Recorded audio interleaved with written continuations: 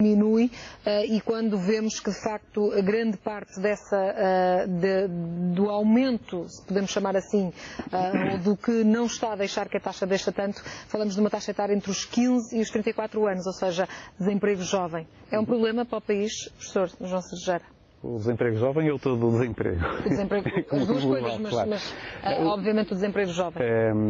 Mas talvez começando um pouco antes, analisando a própria descida da taxa de desemprego, que convém também fazer algumas notas que já fez, mas convinha complementar com outras.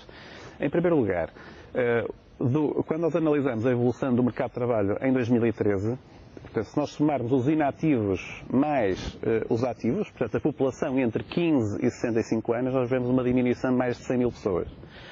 Só pode ser por via da imigração. E esta imigração, portanto, estes 100 mil ou mais de 100 mil que saem do país, traduzem-se numa diminuição da população ativa e também do número de desempregados, porque os desempregados fazem parte da população ativa por definição. Portanto, nós 2/3 da diminuição do desemprego que temos deve-se essencialmente à saída de pessoas de Portugal para trabalharem noutros países. E depois temos 1/3 da diminuição do desemprego que efetivamente pode ser imputada ao crescimento do emprego. Portanto, a diminuição do desemprego, obviamente, é positiva do ponto de vista da taxa. Agora, em termos, só analisarmos as causas que levaram, vemos que a principal causa é uma causa que, a médio e longo prazo, poderá ter consequências complicadas para a economia, no sentido de diminuição do seu potencial, do potencial de crescimento. E estamos, de facto, a acabar com essas gerações futuras e a hipotecar o futuro do próprio país, no sentido de deixar os qualificados Se este processo migratório continuar ao longo de anos, vamos colocar em sérios riscos a recuperação económica do país e a manutenção dos níveis de desenvolvimento do próprio país. Nós lembramos do que aconteceu, por exemplo, nos países leste europeus após a queda do Muro de Berlim, onde tiveram, por exemplo, o caso da Bulgária ou da Roménia, que tiveram quedas enormes na sua população, de 10, 20%. E, portanto, isso hipotecou de forma notória o seu processo de desenvolvimento. Agora, recuperando agora a sua questão relativamente ao desemprego jovem. O desemprego jovem é o desemprego mais sensível às variações do ciclo económico. O que é que eu quero dizer com isto? É a faixa de trabalhadoras que reage mais rapidamente, quer a subidas, quer a descidas no produto. Se nós, obviamente, do ponto de vista homólogo, há alguma deterioração deste mercado, também do ponto de vista trimestral é aquele que recupera mais rapidamente. E, portanto, o que nós vemos é a manutenção ou até crescimento do peso do desemprego de longa duração que está essencialmente associado a pessoas mais velhas. Pondo isto noutra perspectiva, é grave o desemprego jovem. Obviamente o desemprego jovem perde os 40%, 30 e qualquer coisa, 35, 36%, não me recordo agora o número certo, para este ano de 2013, final de 2013, são valores obviamente preocupantes e, portanto, que não nos podem deixar confortáveis, mas eu colocaria um reforço muito maior na preocupação que tenho com o desemprego de pessoas com mais de 45 anos, mais dificilmente conseguem voltar ao mercado de trabalho. E pegando um pouco no comentário da intervenção do Sr. Dr.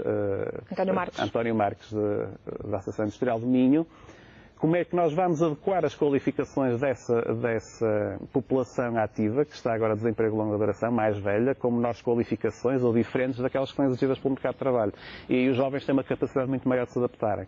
Portanto, há aqui dois pontos, isto é, há um volume grande de desemprego jovem que tem que ser combatido, mas eu, numa fase de recuperação, será o primeiro também a beneficiar. Portanto, professor, já vamos voltar à conversa e perceber também melhor estes fenómenos do desemprego, até porque partimos já ao encontro de um telespectador, Rudi Santos, está desempregado, liga-nos de Gondomar. Muito boa tarde, Rudi, qual é a sua opinião? Sim, ora, boa tarde. Pronto, gostaria de cumprimentar a senhora jornalista e seu convidado.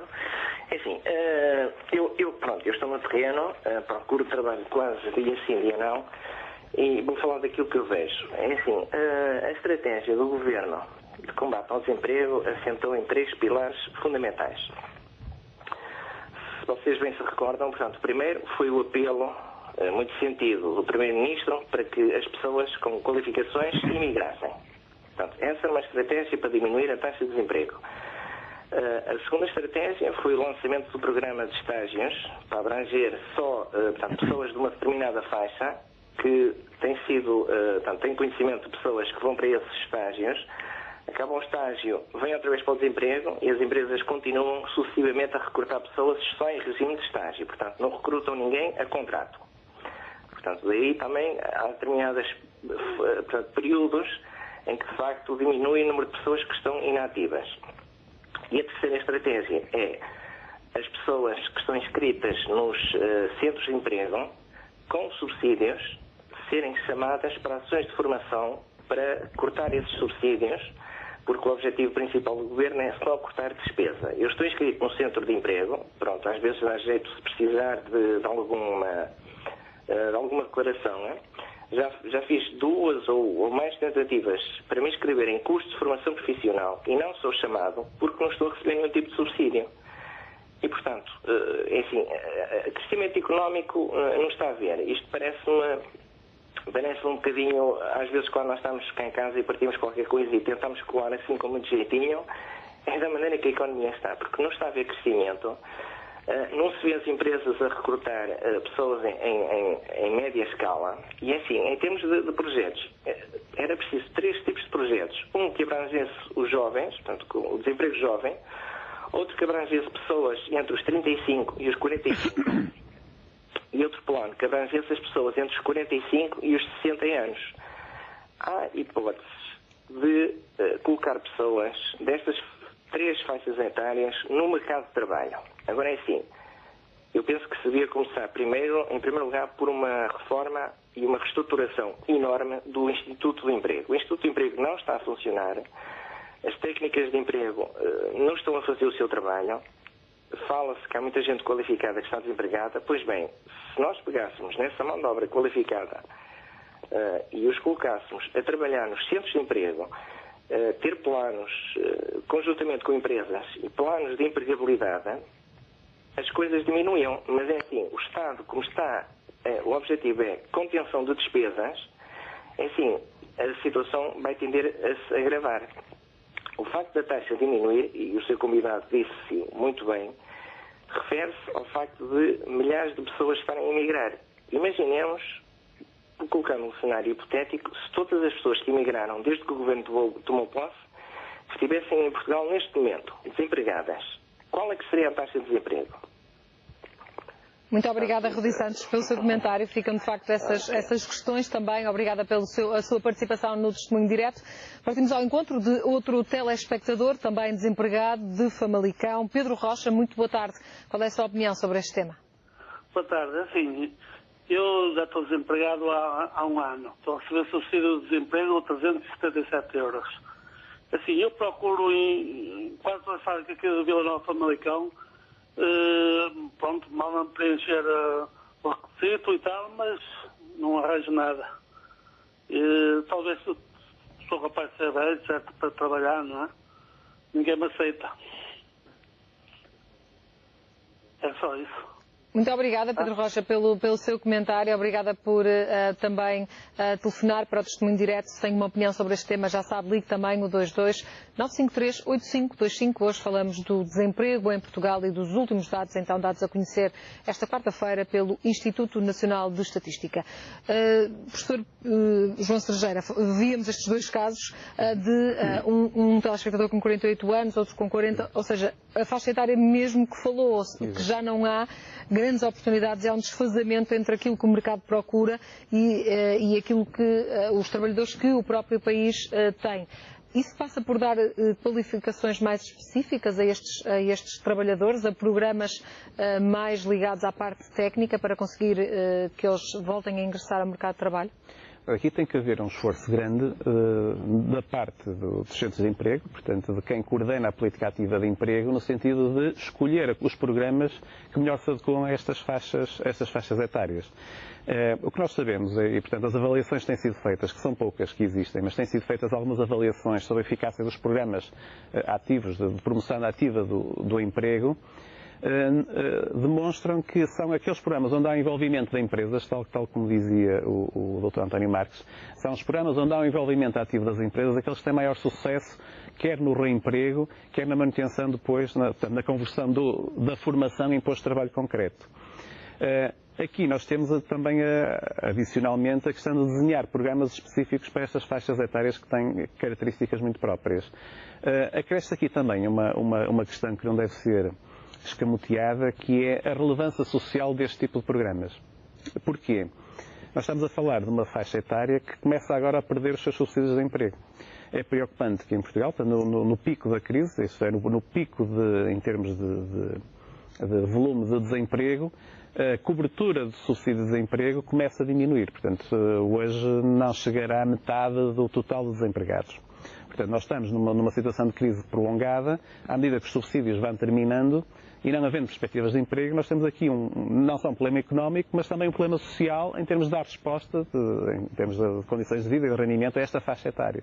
Portanto, aqui deveria haver muito mais atenção e um esforço muito maior, não só escolher os programas, mais recursos, mas também na escolha dos programas adequados. O Governo lançou há tempos um programa que vai nesse sentido, mas que pouco conhecemos até agora, que tem a ver com integrar alguns desses trabalhadores que já não têm direito ao subsídio de desemprego, fazerem uma espécie de trabalho social e ganhar uma remuneração acima dos 400 euros, ainda assim abaixo do salário mínimo nacional. Para já pouco se conhece.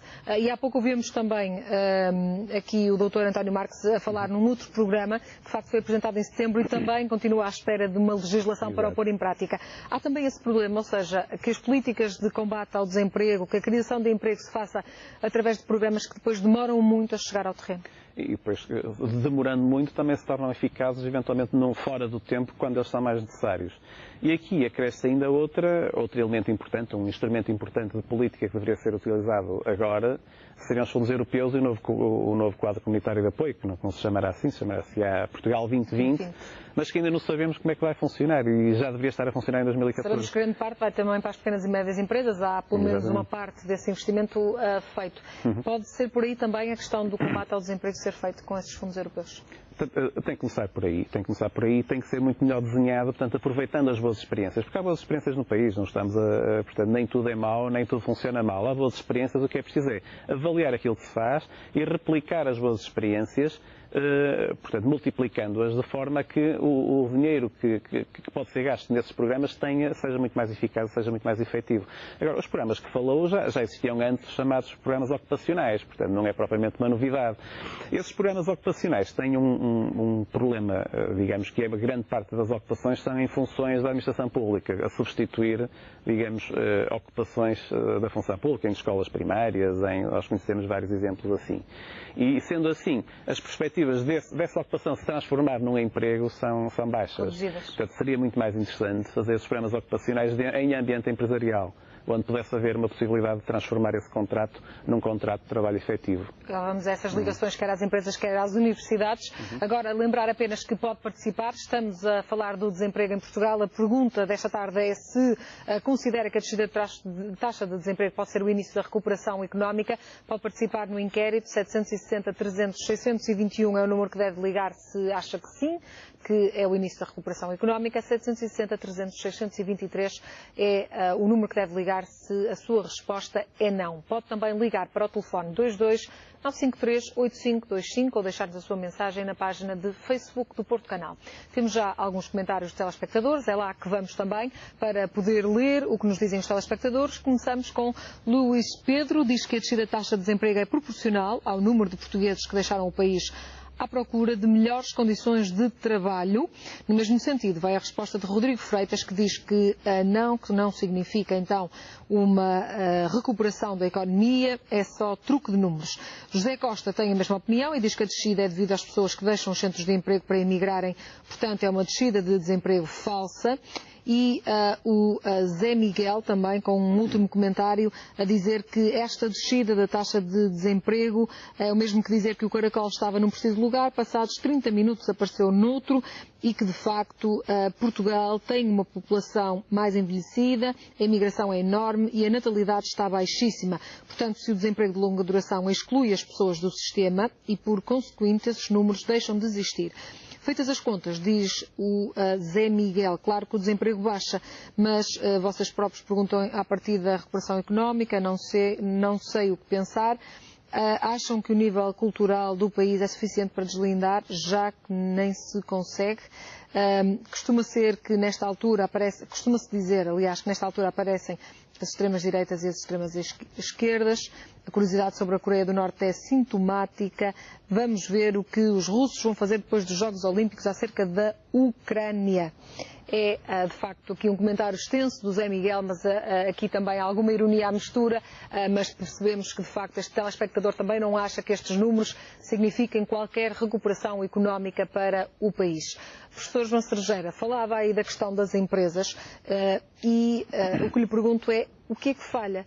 Porque muitas vezes vemos também empresas altamente qualificadas, empresas que apostam na exportação dos seus produtos e que por aí conseguem ser uma mais-valia para o país, mas que ainda assim não conseguem criar emprego em grande escala, porque obviamente o tecido empresarial português faz-se muito de micro e pequenas empresas.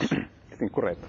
E há outra coisa que é um pouco a ilusão de que o aumento das exportações, que se tem vindo a verificar na economia portuguesa, e é excelente, não é? É ótimo que se frise, que esse aumento de exportações se vá repercutir de forma muito positiva no mercado de trabalho. Isso não vai acontecer. Não vai acontecer porque este aumento de exportações dá-se num setor, essencialmente num setor industrial, que é um setor onde os ganhos de produtividade que têm acontecido, há ganhos de produtividade, mas que não acompanham um crescimento do volume de empregos.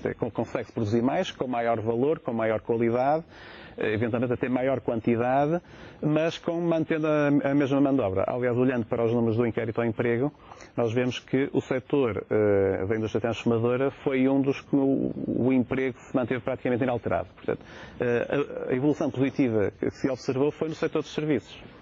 Ora, o setor dos serviços está essencialmente dependente do consumo interno. Portanto, nós só poderemos ter crescimento do emprego de forma sustentada, e nomeadamente emprego até em qualificações mais baixas, quando observarmos uma recuperação do consumo privado.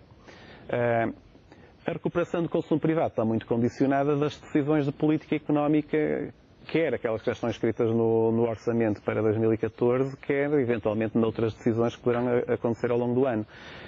E daí que eu prevejo que o aumento do emprego ao longo de 2014 continua a ser ligeiramente modesto, portanto bastante modesto, que tenhamos o aumento das exportações que continua, mas que não se reflita diretamente no mercado de trabalho, e que, por essa via, também a recuperação em termos de salários não se verifique tão cedo. Portanto, nós vamos continuar a verificar uma descida ou manutenção dos níveis salariais atuais. E é por aí que se consegue a competitividade? Em termos externos, tem um contributo marginal, portanto, tem algum impacto, como é óbvio, em algum tipo de setores, mas eventualmente também não são os setores que mais interessam ao desenvolvimento de longo prazo da economia portuguesa. A competitividade, a descida dos salários, a descida de consumo verificada nos últimos anos foi, digamos, importante para o equilíbrio das contas externas. Ora, o equilíbrio das contas externas conseguiu-se a partir de 2012. Portanto, a partir de agora, era necessário haver aqui um fine-tuning entre a manutenção do equilíbrio externo, que foi conseguido com muitos sacrifícios, mas que deve ser mantida, é uma condição necessária, simultaneamente com alguma recuperação do consumo e do investimento que permita alavancar o emprego. Só por aí é que vamos lá. Há aqui uma nota também positiva, convém deixar, relativamente a estes números. Eles indicam uma melhoria dos postos de trabalho criados, melhoria em termos da sua qualidade. Portanto, houve um aumento das contratações sem termo, em detrimento, por exemplo, das contratações a prazo. Isso é bom, portanto, é um sinal positivo. Portanto, quando as empresas contratam alguém sem termo, é sinal que confiam, que têm uma expectativa positiva relativamente à sua evolução futura. Portanto, isto é um sinal positivo, que é a primeira vez que isto acontece Professor, vamos ouvir outro telespectador também nesta reta final do programa. Manuel Rodrigues, muito boa tarde. Estamos a falar do desemprego. Qual é a sua opinião? Boa tarde. Boa tarde aí ao fórum. É o seguinte.